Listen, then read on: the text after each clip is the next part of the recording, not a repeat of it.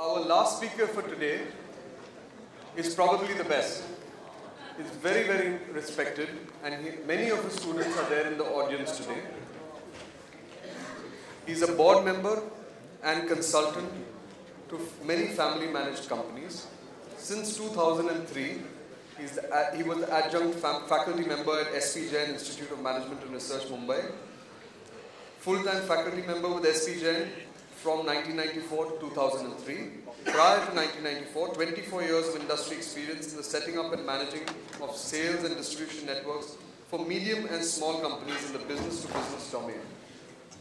The print market is getting very, very competitive. And that's true for us over here in Mumbai and in India too. Extremely competitive. Thus, the BMP has requested Professor Murthy to present us his take on prospering in a hyper-competitive marketplace. Ladies and gentlemen, please join me in welcoming the very much respected Professor V.K. Murthy. What I'll try to do is link up what you've heard since morning. We'll finish before that. The idea is not to give you something extraordinarily new, but try to put things together so that what you've heard since morning gives you some idea of how to make things happen when you go back. The idea is, in the very title, one second, how does it go back? The word prospering in a hyper-competitive market is almost like opposites. You see? So the idea is, first I want to talk about the hyper-competitive, because many of us feel there's too much of competition, too much of competition. And then you want to understand the word prospering. So let's look at the first part, hyper-competitive. I'll take about 10 to 12 minutes to cover this part to understand what is hyper-competitive, so that when you go back to your business on Monday morning, you have to face reality. Since morning, we have been on a cloud. But the moment you go back, you realize there's an order going out of hand, somebody's quoted a lower price. What do we do? That's the reality. So the question you want to understand when you go back to your business is, how markets become hyper-competitive. And this is not only about print, across industries. The same forces of change operate across. And so what are the forces of change? This is the first problem that we have. Declining differentiation.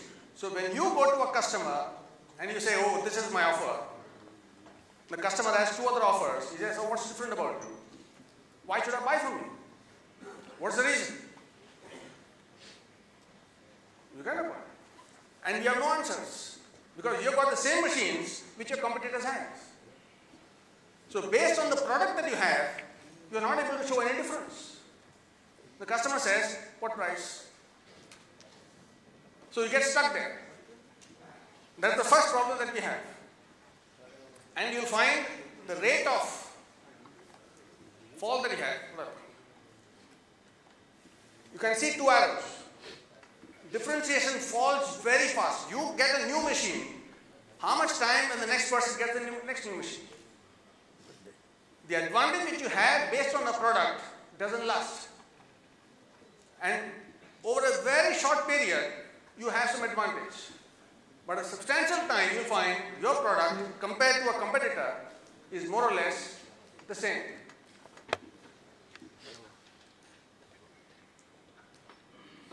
Look at the second problem. And this is quite simple for you to understand. 20% of our customers account for 80% of sales. And when you have a product which is identical to what, more or less identical to what a competitor offers, and then you have big buyers, you get into what is called a double whammy. That's what happens. And this graph can be read in two ways. One is, in the total market, there are a few customers who account for 80% of the business. When it comes to your own business, again the same thing holds true. There are few customers who account for, this is what we call the Pareto principle, 80-20. It may be 70-30, it could be 90-10, but somewhere in that range. So this compounds the problem. And then we land into a problem. You have a problem of margins. So you had the problem of differentiation. Second was in terms of buyer concentration. Third, you have the problem of margins. What happens to margins when you have these two things happening? You have a commodity and then you have a powerful buyer. What happens is your margins fall. And if margin falls, what happens to your costs? Costs are not going down. So we get it even more complicated. The question then happens, how do you make money?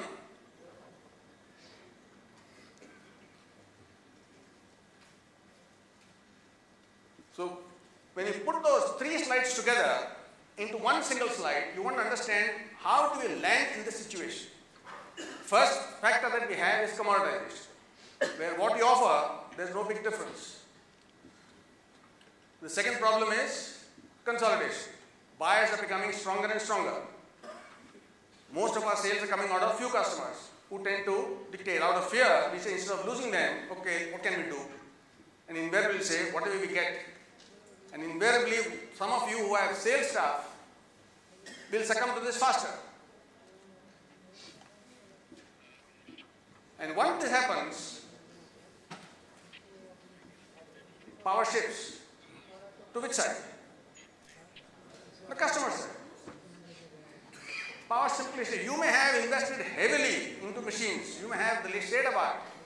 But at that point of transaction, the power shifts into the hands of the customers. The question is, you want it, you don't want it. That's what happens.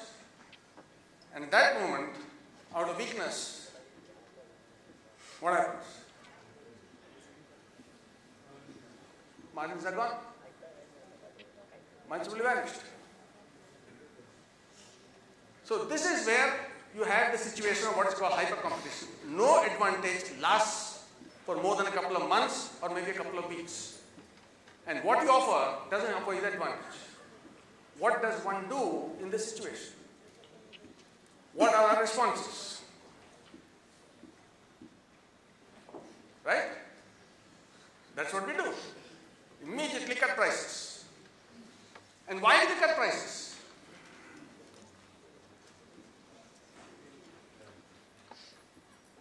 When the margin erosion comes, our first response is cut prices. Beat competition. What have they offered? Less than that. And once you get into this vicious spiral, what's going to happen?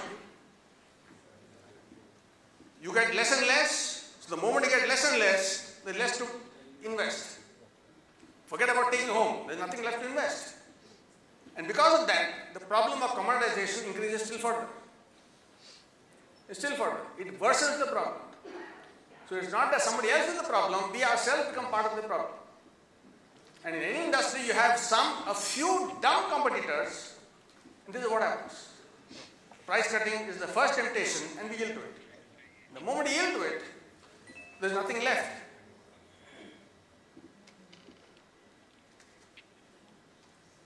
You can see this happening in the airlines industry, you can see it happening in the travel industry, across.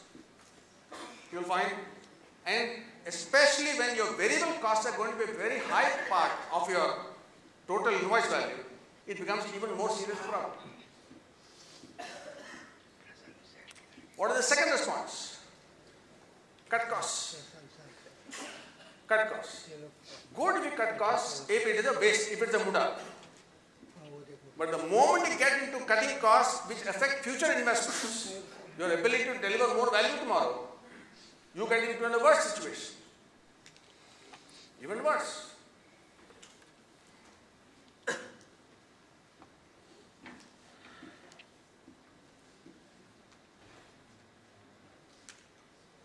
So you have two typical responses, cutting prices and cutting costs. Neither of them sustainable even for a short period. So what does one do in such a situation? And this is a problem faced not by printing industry, across industries, across. And in your industry, when you move from one technology to the next technology, the capacity takes a massive jump. Demand doesn't take that jump. So when industry capacity increases, commoditization increases, consolidation of customers increases, you get into a vicious spiral. So what's the option? And then we come to the point now of how do you prosper in this sort of a situation. Right from the morning, you have been having a lot of hints, lot of ideas in terms of what could be done. And that's what I intend doing. So putting together for you what could be done. All the ideas which came up since morning can be put into these 3 words: customer value creation. The entire mindset of most family managed businesses is we are operating a business. Remember, as Tom Sagan said, we are doing printing. We identify with the product. We identify with the technology. We identify with a certain asset. But where does the money come from? Where does the money come from? Does it come from the asset or does it come from outside? Invariably, it comes from the customers. And that part, invariably, is given very little time. Very little time. The question becomes, what value are we creating for the customers? And if that question is asked, many of us do not know. Oh, we have supplied so much of items. But that's only a means. It's like a doctor. When you go to a doctor, he gives you a certain medicine. Are you buying that medicine? Or are you buying solution to the problem what you went to work? I want to go back to work tomorrow morning. Can you solve my headache? You have got your problem headache solved so that you can go to work tomorrow. The medicine is only a means. Very often we confuse these two, products and the problems of the customer that we are solving. And once you get into that by understanding what problem of the customer are we solving, you will find tremendous scope for growth. Tremendous scope for growth. And examples were given to me, Tom, just now about direct RX. How problem of a particular customer or particular industry you are able to solve. So let's see how we can go about doing this customer value creation. What steps are involved in this? Because very often we talk about technology. Since morning, I've been asking some of my students who are here and others, what's the number one problem you're facing? Problems are differentiation, problems are about getting more customers. And then if you ask them, so what are you going to do? You're going to invest in technology. They're thinking. We forget that money has to come from customers. Why should they pay you? Why should they pay you? When you start thinking from that side, you will find exploding opportunity. In the morning, an example was given of Kodak and IBM. How both of them started about in the 1800s and only one survives today. And look at IBM, there's a consistent focus on how do we find out who's our customers, what does that we require. They have not lived with their legacies, they lived with what will create value. When Lou Gerstner took over the management of IBM, the first thing he did was what is called Operation Bear Hug, where he asked his top 50 managers to go and visit 5 customers, understand what problems they have, and what is it that IBM can do. So not about technology. And that's how they came to a solution. It is about consulting work. It is about solving problems for them. And this is a company which for the last 10 years is the highest patent registering company in the US. It's not that they forgotten technology. But it's not about technology which we are doing. It's about what's going to happen tomorrow. So you want a combination of this passion for technology and the passion for solving customers' problems. The moment you get into that, business looks very different. Very different. So what are the steps involved when you talk about customer value creation? We talk about it in the form of a cycle. Many of the speakers talked about this first point. It's about first choosing your customers. It's about an industry which you want to concentrate on. You want to concentrate within the industry, which customers you concentrate on. Any customers, any order, doesn't make sense. It's about absolutely being very choosy. The more choosy you are, the more you're able to say, no, not this customer. It makes sense. And I'll give an example from Gopchand, Vasant, when he came here, I know Vasant now will last about 7 years, 8 years now. While he was in college itself, he would ask this question, which customer should I keep, which one should I say no to? When he was still a student, right at the ground level, to understand whether we should keep a customer, not keep a customer. Because a customer, please understand, in simple words, is a money-making machine. All the other machines in a company are machines that incur costs. The only machine that makes money in a company is a customer. And that part we do not look at. We look at them as something different. Put in something from this side, raw material, out comes money. You can't have something better. And how much time do you give for these customers? And all customers are not going to equal amount of money. So choosing customers understand which customers are going to be really good for us, which ones are not good for us. You won't understand that. And this is the strategic part. But once this goes wrong, everything goes wrong. You go to State Bank of India, you can open an account for 500 rupees, you can get a checkbook, you can everything. You go to HDFC, they'll ask you for 10,000 bucks. You walk onto a multinational bank, it will be much more than that. They're very choosy whom they want to serve. Whom they want to serve. And I want to give an example here of what happened to one of my rich friends who stays in Juhu. The bungalow which he was staying in, adjacent bungalow, was coming up for sale. The owner of the bungalow came and told him, listen, I'm going to sell off this property. If you're interested, I'll give you the first option. You match the price and you can have it. So this man asked him, how much time do you have? Will you give me? The fellow said, I'll give you 6 months time. He said, okay. So next week when he comes back to the office, he rings up his bank and he tells the bank, listen, I got an offer of a bungalow for sale and I'm interested in buying it. The manager said, so what's the price? What security can you offer? And this man runs a debt-free company. No loans, nothing. He has too much of investments. Investment I can tell you number of about 70 crores lying in the bank, either in the form of cash or investments. And that property would have been worth close to about 30-35 crores. So this man didn't want to disturb his current investments. The banker said, we can look at this provided you provide your existing house also on hypothecation. He said, what? He said, no. This industry is a very difficult industry, so we want to be very sure. If you can provide for this, then maybe you can get back. He said, to hell with you. And he kept the phone down.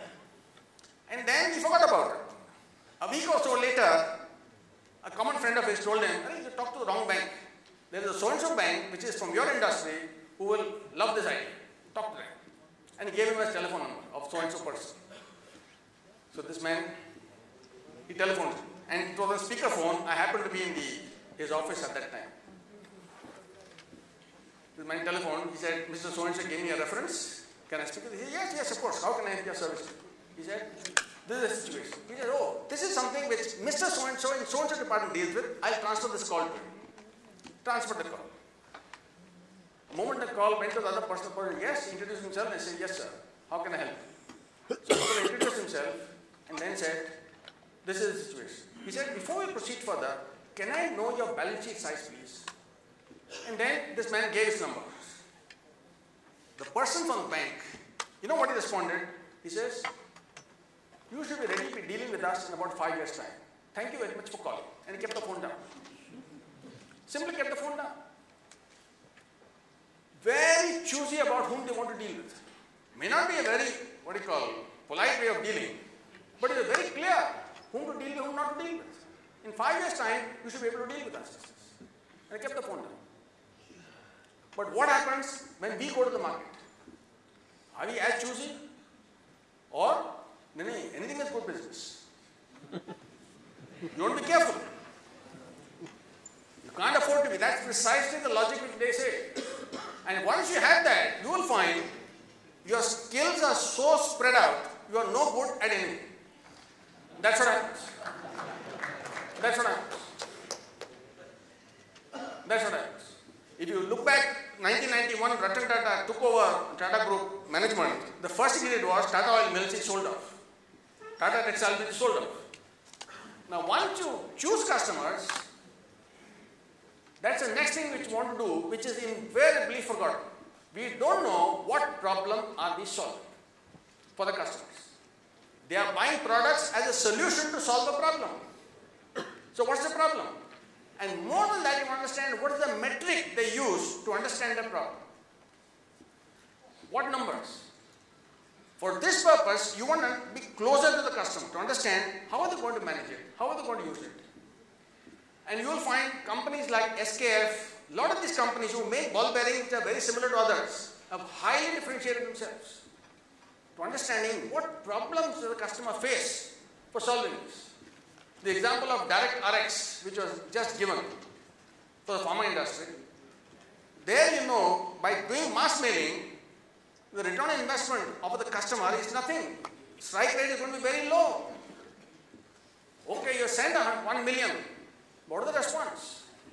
That's where from the output to the outcomes. What are the outcomes that the customer want? What problem is he facing? And once you understand that, you will say, okay, you have this problem. How can I help solve this problem with you? How can I co-create value with you? You then come into a position where you are helping the customer solve a problem. You are creating value. Today we are saying, I'll sell you problems. I'll sell you solutions. Without understanding what's the problem. And I want to give you a contrasting example. If you go to a peddler on a footpath, what does he do? He will say, oh, latest stuff. China abhi mala hai, 2 piece bacha hai. 150 million. He will talk about the product, features of it, and then talk the price. And then we bargain. Okay. You will say, no, 150, nonsense, 50.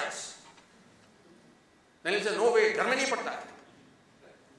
And then he will say, no. Okay, 60. Then will come to 120. Typical peddler bargaining is what you do with customers. That peddler has no clue why you are buying it, for whom you are buying it, what problem you are going to solve. And that's exactly what we do at a customer's place. We sell a commodity and then try to get, what is the maximum I get out of this customer? A transactional approach. At the most, we may have good relationships, and because of that, please understand, come on, let's be fair. We exploit the relationship. Now you contrast that with what happens when you go to a doctor. If the doctor is a good doctor, he's going to make you sit down and then say, what's your problem? How come you've come? Oh, stomachache, what did you eat yesterday? What did you drink yesterday? Then if he doesn't understand, he says, please go for a test and come back and tell me. He will try to diagnose, he will try to understand you. And then it's okay, this is what you require. He gives you a solution to a problem which is identified. So you have an approach of a peddler who says, hell, whoever customer comes, I have to sell the last 2 pieces. Let me sell them. Machine capacity pura karna hai. You get the point? He talks of machine capacity, he talks of his unsold stocks. Only 2 things. Or you can be that of a doctor to understand what's the problem you're trying to solve. And that's why people talk about solutions. It makes a big difference. And once you get understanding problem and then quantifying the problems. In the morning, Vasant again mentioned about how we went to a European customer and told them, we can give you in the same time or less time than that of a European supplier and at this price, which will help you save so much of money. He quantified the problem. Quantified the problem. Difficult for the customer to say no. Difficult for the customer. Once you understand the problems, you then want to create solutions. And that's where you can be very creative. Like the example they gave you of RX. Based on the age group, based on the past medical history of the person, male, female, location, language, you can customize the problem, solutions. There's no reason why it can't happen. If you go to good restaurants, they tell you, a la carte, what is that you want? Or we'll prepare something special. We get the mentality of, nahi, roz ka 1.5 lakh piece nikalna hai. What do we do? We are in the quantity mind of a product. The moment you say, the bigger the problem the customer we solve, the more attention we're going to get. And that's the part that is missing. choosing customers, understanding their problems, and then coming up with solutions. And there one can be very inventive, very inventive. If you look at Infosys, the typical service they're offering of body shopping, so many man hours, this is called cost plus. They are saying no, that's only a commodity now. Doesn't make any sense. So they are now coming to version 3 where they're saying, what is the problem you want to solve? We'll create a value, and out of that, we'll take that value. Performance-based pricing. Things are changing. It's not only print. Across industries, these are the issues, same issues.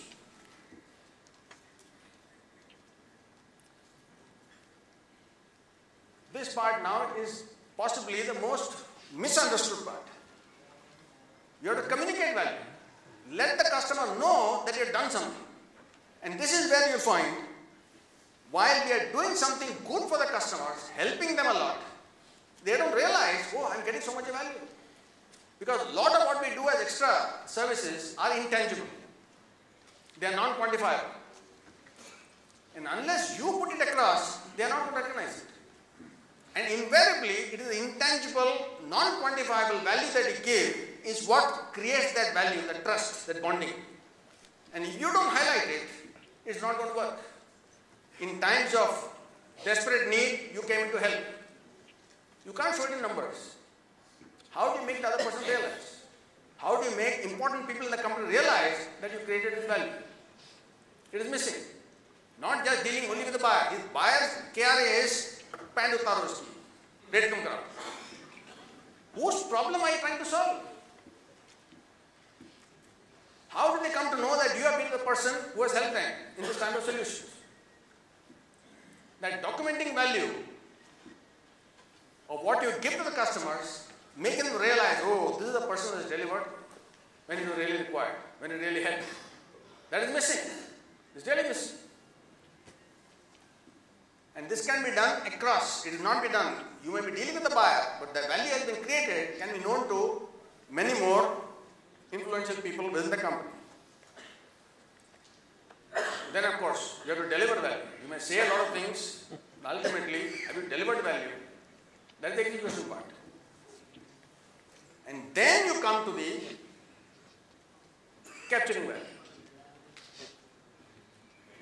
Unfortunately, what happens is we focus only on the capturing value and forget the balance 5.